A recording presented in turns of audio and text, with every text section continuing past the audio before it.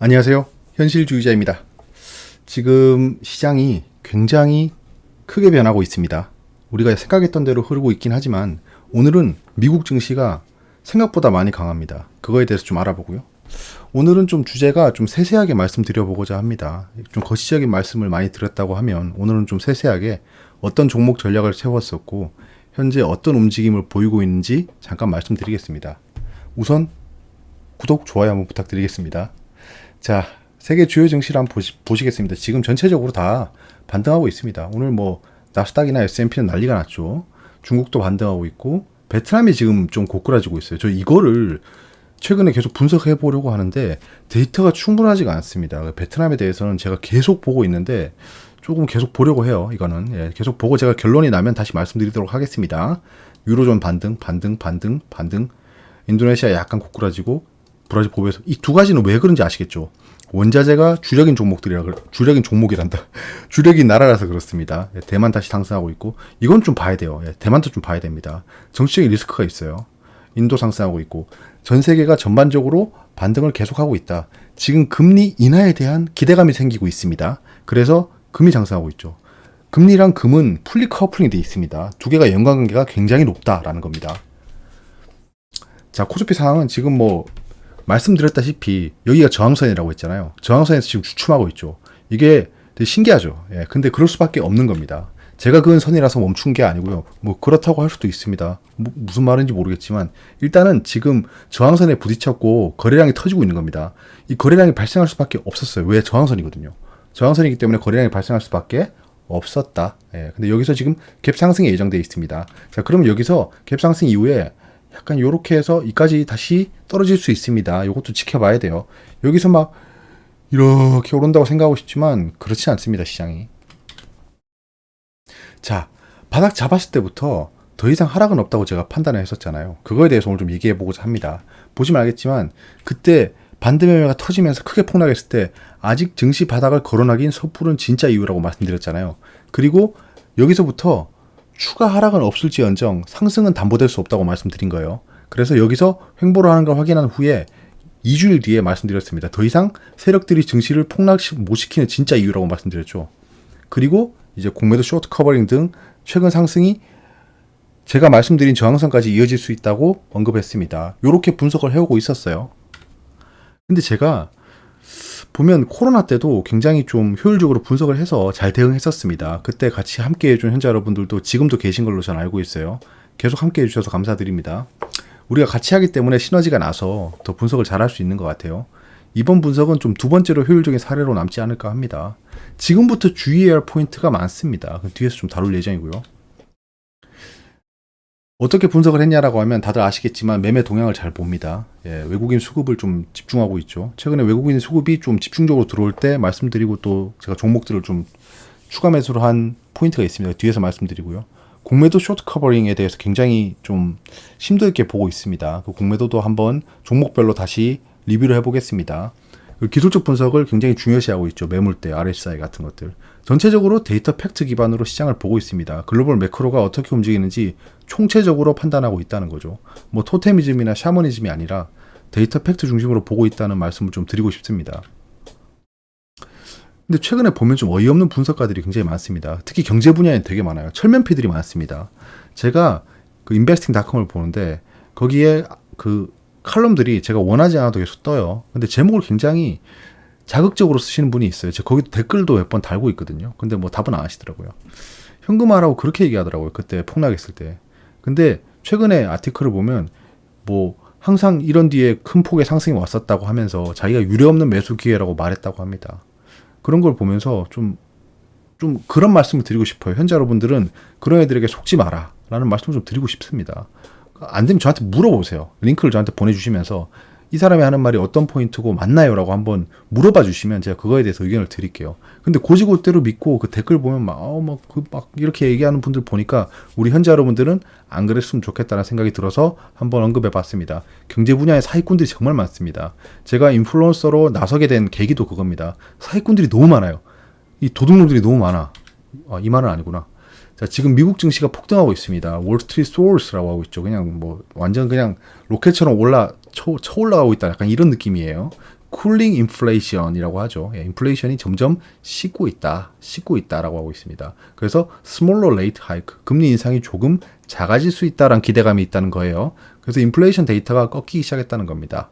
오늘 발표된 인플레이션 데이터는 생각보다 안정돼서 나왔죠.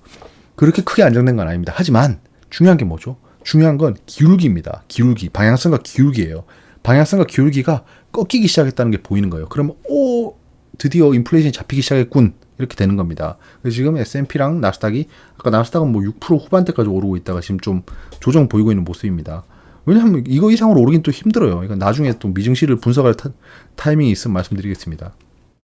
자, 왜냐하면 금리 인상 예상 수치가 이제 자이언트 스텝 이렇게 예상돼 있었는데 12월이 빅 스텝이나 좀 점점 더 완화될 수 있다는 거예요. 이렇게. 이건 예정된 거라고 했었잖아요. 예정된 거다. 그래서 11월은 자이언트 스텝이 나오면 좋을 것 같다라고 했고 자이언트 스텝이 나왔죠. 이때 막 빅 스텝이 되고 이랬으면 좀 곤란했어요. 예.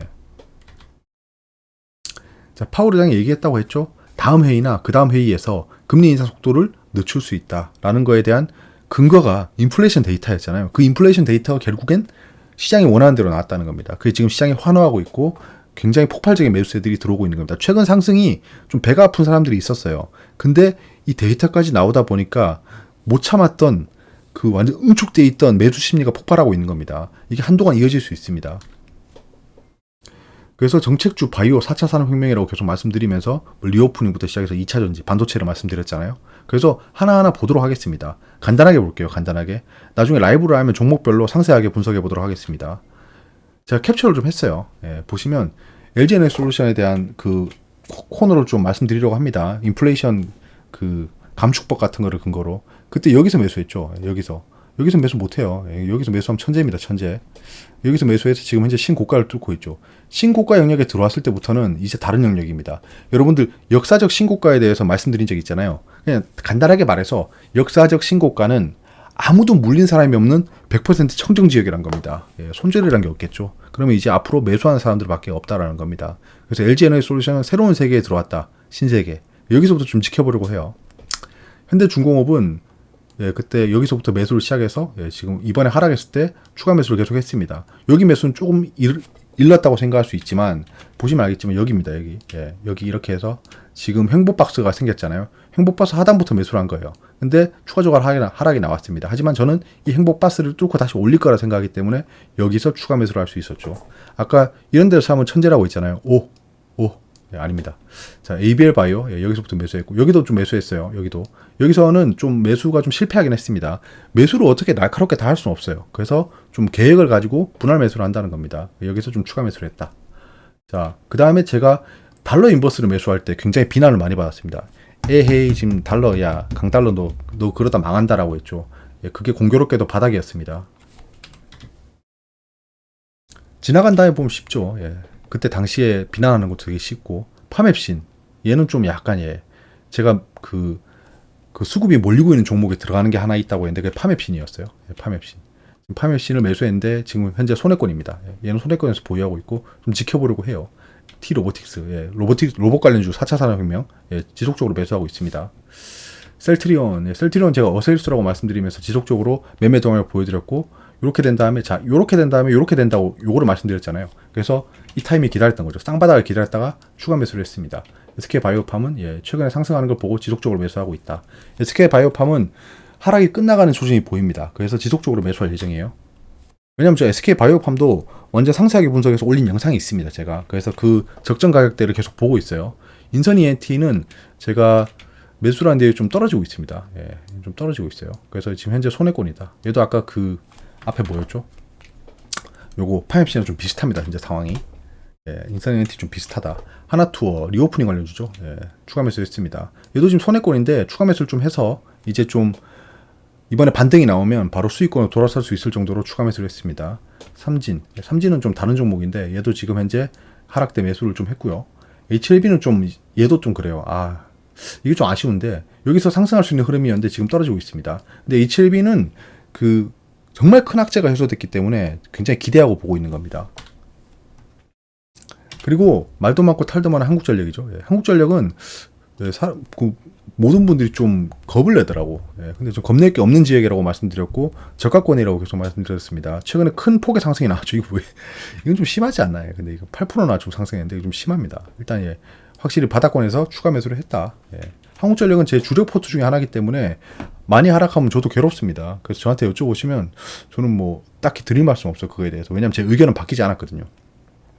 근데 이번에 S&P 관련해서 S&P라고 하면 전력 도매 단가입니다. 그거에 대해서 지금 정책이 좀 바뀌고 있는 게 있어요. 이 8%의 상승 불러온 게 그 이유 때문입니다. 얘들이 지금 LNG, 그다음에 핵발전, 그다음에 석유, 석탄 이런 단가들이 있어요. 이거를 사오는 방식이 있습니다. 그거 예전에 한국전력 영상에서 말씀드렸는데 그거에 대해서 약간 비딩을 시키겠다, 경쟁을 시키겠다, 약간 이런 얘기가 나오고 있어요. 예, 그런 것들이 검토되고 있어서 큰 폭의 상승이 나온 겁니다. 그래서 이거는 여기서부터 지속 상승한다는 흐름보다는 하락이 끝났다 정도로 보입니다. 바닥권이었고 전부 다 공매도 쇼트 커버링 제가 말씀드렸던 포인트가 이겁니다. 눈치보다 들어온 거죠. 연기금이 들어왔더라고요. 그럼 이 호랑 말코 같은 연기금들이 공매도로 계속 했다는 겁니다. 롯데신라 똑같죠. 예. 이번에 큰 폭으로 하락이 나왔는데 면세점에 어쩌고저쩌고 이건 말씀드리면서 매수한 거니까 다들 아실 겁니다. 자, 현대건설.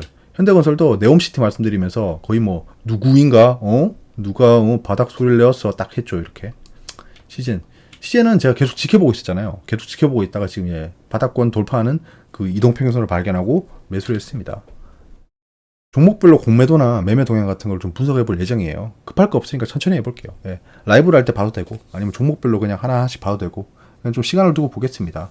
어차피 저는 단기 트레이딩보다는 지금 장기 투자에 집중하고 있습니다. 코로나 이후부터 전 장기 투자로 바뀌었잖아요. 뭐 아시는 분들은 알겠지만 코로나 직전에는 전 거의 뭐 단기 트레이더였습니다. 데이 트레이더, 스캘퍼 이런 식으로 많이 트레이딩을 했었는데요. 그런 데일리 내용들도 계속 캡처해서 보여드리고 그랬잖아요. 근데 따라서 매매하시는 분들이 많아가지고 최근에는 이렇게 매매 동향을 매매 마크를 좀 보여드리지 않고 있었어요. 근데 최근에는 좀 보여달라고 하시는 분들이 있고 제가 설명할 수 있는 포인트가 있어서 이렇게 좀 보여드려 봤습니다. 지나간 뒤에 또 말해봐야 무의미하죠. 예, 지금부터 어찌해야 하나라는 겁니다. 다시 한번 하락하는 상황이 올 겁니다. 응? 이 아수라백작이 갑자기 왜 이래라고 하실 수 있지만 지금 제가 말씀드렸던 지지 저항선이 있고 완벽한 기술적 흐름이 나와야 돼요. 그게 아직 나오지 않았습니다. 안 그러면 언제든지 하락할 수 있는 매물대가 형성되어 있다는 거예요. 보시면 그냥 간단합니다. 정말 간단하게 하나 말씀드리면 이렇게 해서 이렇게 올라가는 경우는 없습니다. 예, 없습니다. 이런 케이스는 없다. 예, 없다. 이건 좀 특수한 케이스고 주봉을 보시면 알겠지만 예, 이렇게 되면 예, 약간 이렇게 돼야 됩니다. 예, 어쩔 수 없어요. 영머리 역경이 나와야 됩니다. 그게 영머리 역경이 나와야 상승한다 이게 아니고요. 영머리 역경이 나왔다는 것 자체가 매물이 안정화되었다는 겁니다. 매물대가 안정화되었다는 게 증명이 된 거예요. 그래서 영머리 역경이 나오면 상승이야 이게 아니고요. 영머리 역경이 나오면서 매물대가 안정이 되는구나라는 겁니다. 그거에 대한 원리는 제가 몇 번 설명드렸었는데 또 기억 안 나시거나 못 들으신 분들이 있을 수 있으니까 좀 나중에 또 차트 보면서 한번 말씀드려 볼게요.